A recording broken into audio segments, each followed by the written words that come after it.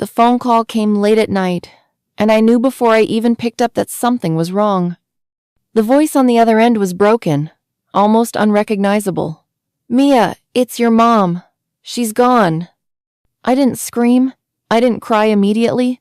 I just sat there in my bedroom, the phone pressed to my ear, trying to make sense of the words, "gone." My mother, the woman who had been my world for as long as I could remember, was no longer there. She was just gone. I don't remember hanging up the phone. I don't remember how I got to the hospital, or how I found my father in that sterile white room, looking as if the life had been drained out of him too. He stood by her bed, his back turned to me as I entered. He didn't even hear me, or maybe he just didn't want to turn around. My heart was heavy, my thoughts spiraling. I wanted to scream, to shout at the unfairness of it all, but all I could do was stand there. My mind was blank. My world had just been turned upside down, and I felt lost in the chaos of grief. After the funeral, everything seemed to blur. People came and went, offering their condolences. James, my fiancé, was there for me, his warm presence like a constant in the storm, but even his comforting arms couldn't stop the gnawing emptiness inside. I kept my distance from him, unable to share the depth of my pain. But it wasn't just the loss of my mother that began to trouble me. It was my father. For as long as I could remember, he'd been emotionally distant. He was always there physically, working long hours, never showing much emotion, but it was my mother who had been the emotional anchor in our family. She had been the one to hold everything together. With her gone, I expected my father to be shattered, yes, but I never imagined how much his grief would change him. It started with the little things, the way he would hover near me when I entered the room, the way he started calling me more often than he had before, checking in on me at odd hours of the day. I assumed it was just his way of grieving, an overcompensation maybe, for the loss of the woman who had always been the heart of our family. But as the days wore on, it began to feel strange. I remember the first time it happened, and I still don't know how to explain it. I was sitting at the kitchen table, staring blankly at the coffee cup in front of me. I didn't even realize my father had entered the room until he was standing behind me, his hand resting gently on my shoulder. "Mia," he said softly, his voice low, almost a whisper. "Are you okay?" I felt my skin prickle at his touch. He'd never been so affectionate, not even when I was a little girl. I turned to look at him, his face etched with grief, his eyes bloodshot from nights without sleep. For a moment, I felt a pang of sympathy for him, but there was something about the way his hand lingered on my shoulder that made me uncomfortable. "I'm fine, Dad," I said, pulling away slightly, not wanting to hurt his feelings, but needing some space. "I just need some time to process everything." He nodded, but his hand didn't move immediately. It stayed there, resting on my shoulder, a weight that was too heavy. Finally, he pulled it back, but I could feel his gaze on me as I went about my day. I tried to ignore the discomfort, telling myself it was just his way of coping. After all, grief affected people differently. But the weeks that followed only made things worse. It wasn't just the touch anymore. It was his eyes. Every time he looked at me, it felt like he was studying me, almost as if he was trying to find something in me, something he couldn't quite grasp. I couldn't understand why it felt so unsettling. My father had always been distant, but now, in the wake of my mother's death, he was more present than ever, and it felt suffocating. One night, I stayed up late, scrolling through my phone, trying to distract myself from the heaviness in the air. I heard the creak of the floorboard and looked up to find my father standing in the doorway of the living room. He was staring at me, his face shadowed in the dim light. "You should get some rest," he said quietly. "You've been through so much." His voice was calm, soothing even, but there was an intensity in his gaze that made my stomach turn. "I'm fine, Dad," I said, forcing a smile, trying to make it sound convincing. I'm not tired yet." He didn't reply. He just stood there for a moment, looking at me as though he was trying to say something, but he didn't know how. Then, without another word, he turned and walked away. I felt a strange chill settle over me. Something was wrong. I didn't know what, but it was there, hanging in the air like an unspoken truth. I wasn't sure if it was grief clouding my judgment or if something deeper was at play, but I couldn't shake the feeling that my father was no longer just the man who had been a distant figure in my life. He was becoming someone I didn't recognize, someone whose attention was beginning to feel like more than just concern. And I didn't know how to escape it. I couldn't stop thinking about my father. It had been weeks since Mom passed away, and though I was still drowning in grief, there was something about Dad that felt different. I tried to ignore it, telling myself it was just my mind playing tricks, or maybe I was projecting my own vulnerability onto him. But the more time went on, the more I couldn't shake the feeling that something was deeply wrong. The strange behavior hadn't stopped. If anything, it had escalated. It wasn't just the lingering touches, or the odd, overcompensating affectionate was the way he looked at me now. With a new intensity, like he was searching for something in me, something I couldn't understand. His gaze felt like it penetrated me, like he could see into parts of me I wasn't ready to confront. One evening, I came home late after spending time with James, and found my father sitting in the living room, a glass of whiskey in his hand. It was unusual for him to be up so late. He usually retreated to his study after dinner and locked himself away with his work, but that night, he sat there, waiting for me. "You're late," he said, his voice thick with alcohol. "How was your day?" "Fine," I replied, standing by the door. The tension in the room was palpable. "James and I went to the park. Just trying to keep busy, you know." He nodded slowly, his eyes narrowing as if he were studying me. "You need to move on, Mia. Life doesn't stop for us. You can't hide forever." I froze. It wasn't what he said that unsettled me. It was how he said it. The words felt too heavy, too personal. I hadn't realized I was hiding, but his words made me wonder if that's what he saw in me. Or maybe he was projecting his own need for escape onto me. "I'm not hiding, Dad," I said, my voice quieter than I intended. "I'm just trying to make sense of everything." He didn't respond right away. Instead, he looked at me for a long moment, almost as if deciding whether or not to say something else. Finally, he spoke again, his voice softer this time. "I know it's hard. I lost her too, you know," he said, referring to my mother. His voice wavered slightly, but then it became firm again. "But you need to be strong. You're the only family I have left, Mia." I felt a cold shiver run down my spine at the way he said it. The only family I have left. I could hear the weight of his words, the burden of expectation that hung in the air between us. But something about the way he said it didn't sit right with me. He wasn't just grieving. There was something more. Something I couldn't quite put my finger on. That night, I couldn't sleep. I tossed and turned, unable to escape the thoughts swirling in my head. Was I overreacting? Was I just too sensitive, too caught up in my grief to see things clearly? Or was something deeper happening? Something I wasn't prepared to face? In the morning, I decided to go through some of my mother's old things. Her jewelry box, her diaries, the old photos she kept in a dusty album on the shelf. I needed to feel closer to her, to remember her the way she used to be before everything started falling apart. As I flipped through the old photographs, I came across one that made my heart stop. It was a picture of my parents on their wedding day, looking so young, so in love. I paused, studying their faces, when something caught my eye. In the corner of the photo, there was a woman I didn't recognize. She was standing next to my father, her arm around his waist, a smile on her lips that didn't seem entirely innocent. I couldn't place her face, but there was something about the way she looked at him, a familiarity, a closeness that made my stomach twist.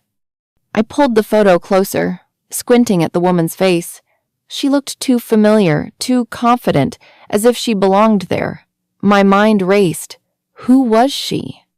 Without thinking, I grabbed my phone and started searching for any mention of her.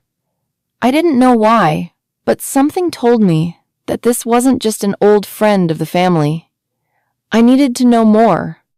After a few minutes of frantic searching, I found her name, Angela Walker.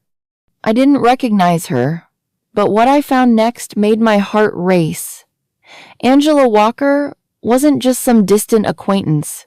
She was someone who had been close to my parents, very close. The more I dug, the more I uncovered texts, emails, and a series of private messages between her and my father. They were casual at first, but as I read more, the tone of the messages shifted. They became flirtatious, intimate even. Oh my God! The shock that hit me was overwhelming. I didn't know what I was looking at. Was this an affair? A secret relationship that had been hidden from me? Or was it something else entirely? I kept scrolling, unable to stop myself, and then I found it, the words that made my stomach churn. "I've missed you, Angela. I don't know how much longer I can stay away. Mia doesn't need to know about us. She's too young to understand." I froze, my heart pounding in my chest. I felt sick. I wanted to throw the phone across the room, but I couldn't. I kept staring at the screen, as if somehow the words might change, as if somehow my father's betrayal might disappear. I had to confront him.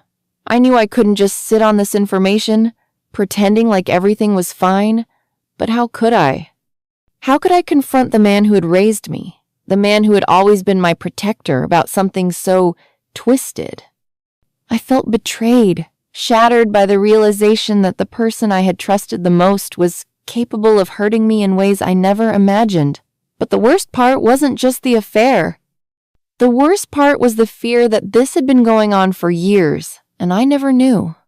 I didn't want to believe it, but the truth was right in front of me. The man I had always looked up to, the man who had always been there for me, wasn't the man I thought he was. He had a dark side, one I couldn't ignore any longer.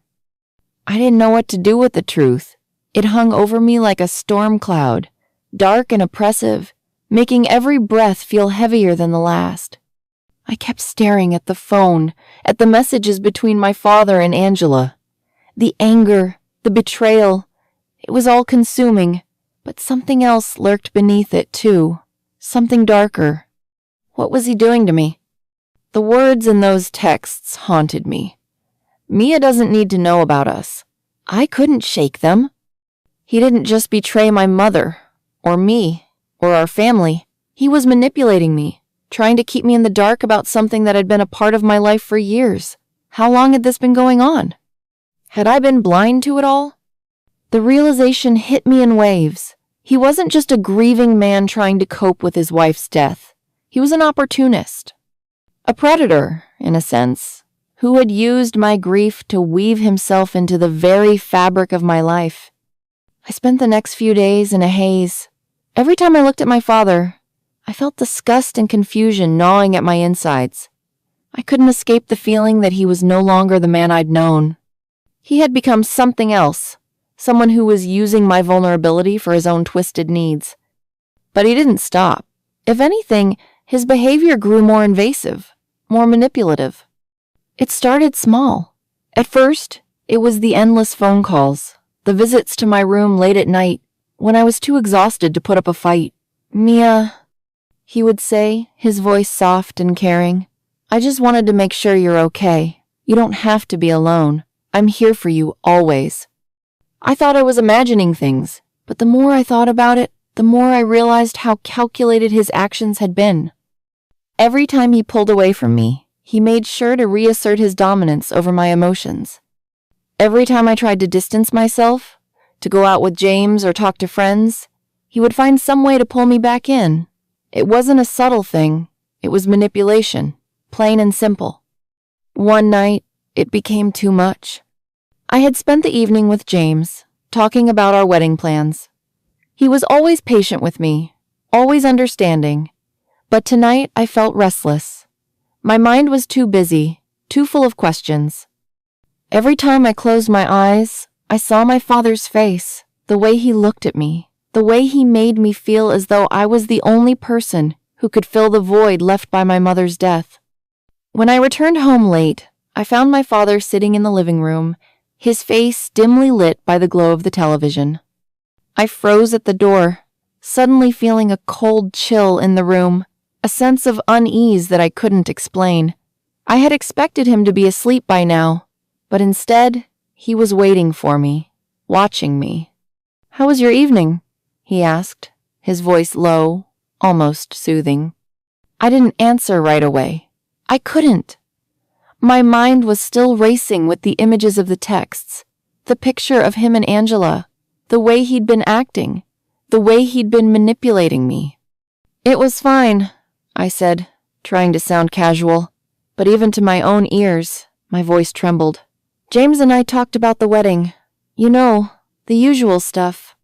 He nodded, but there was something in his eyes, something cold and calculating that sent a wave of fear through me. He wasn't just talking to me, he was studying me. "Are you sure that's all it is?" he asked, his tone shifting, becoming more probing. "Mia, you need to be careful. People aren't always as they seem. James, he may not understand you the way I do." The words hit me like a punch to the gut. My heart raced as I tried to hold myself together. "What are you talking about?" I asked, my voice coming out shakier than I intended. He didn't answer right away. Instead, he leaned forward, his eyes fixed on mine. "I'm just worried about you," he said softly. "You're still so young. You haven't really seen the world, Mia. James doesn't have the same understanding that I do. I've always been here for you, haven't I?" My skin crawled at the way he said it. "Always been here for you." His words were dripping with an implication I couldn't ignore anymore. He didn't care about me in the way a father should. This wasn't about concern or love. This was about control. He was trying to isolate me, to make me feel like I couldn't trust anyone but him. I shook my head, the weight of it all finally sinking in. "Dad, I don't know what you're trying to do, but this isn't right. I don't need you to be my protector anymore. I'm an adult. I'm getting married." I was almost pleading with him, desperate for him to understand, desperate for him to stop, but he didn't. He stood up, taking a step closer to me, his hand reaching out, as if to comfort me. But I recoiled, my body rejecting the touch, rejecting him. "Don't you see?" he said, his voice sharp now, his eyes flashing with something darker. "You need me, Mia. You can't survive without me. You don't know the world out there like I do. You're my responsibility, my only family left, and I will always be here for you, whether you want me to be or not." The words struck me like a slap. It was like he was trying to bind me to him, to make me feel dependent on him in ways I couldn't understand, and it worked. For a moment, I felt the pull, the need to rely on him, the desire to not let go of the only family I had left. But I couldn't ignore what I knew now, what I had uncovered. I needed to get out. I needed space from him, from the suffocating grip he had on me. I turned on my heel, my heart pounding in my chest, and walked out of the living room. I didn't look back. But I knew I couldn't keep running forever. Eventually, I would have to confront him. I couldn't keep pretending I didn't know what was happening, and I couldn't let him keep manipulating me like this. The next few days felt like a blur, the weight of everything pressing down on me. I couldn't escape my father. He was everywhere, his voice, his presence, his manipulation. Every time I thought I could breathe, he was there, smothering me with his expectations, his control. I had to do something. I had to stop this. I had to stop him. But I couldn't do it alone. I couldn't carry this burden by myself. I reached out to James, though I wasn't sure how to explain everything. I wasn't even sure what I was asking for. I needed him to listen, to understand. Maybe, just maybe, he could help me untangle this mess. We met at a small cafe downtown, a quiet place where we could talk without distractions. I hadn't told him anything yet, not about the messages, not about what I'd seen.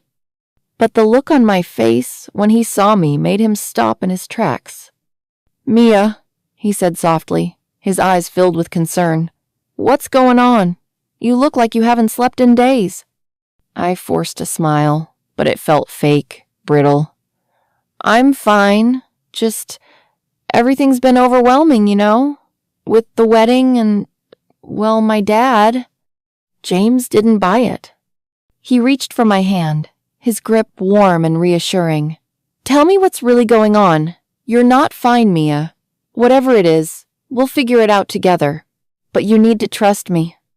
I could feel the tears building up, the emotions I had been holding back for so long threatening to spill over. For a moment, I considered telling him everything. About my father, about the betrayal, about the fear that had been gnawing at me. But I couldn't. I couldn't bring myself to speak the words.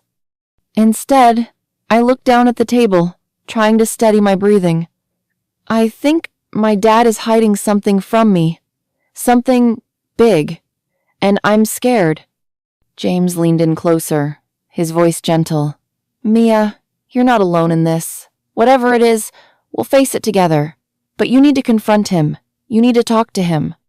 That's the only way you'll ever have peace." His words struck a chord. He was right. I couldn't keep running from this. I couldn't keep pretending everything was fine. It was time to face my father and confront the truth, no matter how much it hurt. The next evening, I gathered every ounce of courage I had left. I couldn't let him control me anymore. I couldn't let him destroy me. It was time to take back my life. I walked into the living room, where he was sitting again, his usual spot in the dim light. The tension in the air was thick, like static before a storm. He looked up at me, his expression unreadable. "Mia," he said softly, "we need to talk." I could feel my heart pounding in my chest, but I stood my ground. "Yes, we do." I walked toward him, standing tall, trying to project strength, even though I felt like I might crumble at any second. I wasn't going to let him break me. "What's going on, Dad?" I asked, my voice steady but filled with underlying fury. "What have you been hiding from me?" His eyes narrowed, but there was no defensiveness in his posture. He was used to being in control, to having the upper hand, but not this time. "What do you mean?" he asked, his voice calm, almost too calm. "I don't know what you're talking about."